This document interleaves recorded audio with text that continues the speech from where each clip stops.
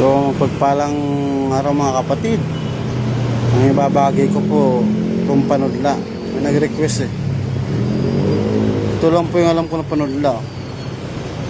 Tsaka yung ano, ihob marurob, ihob marurob, lahat ay madudurog po, yun. Isa rin po yun, panudla yung ito po.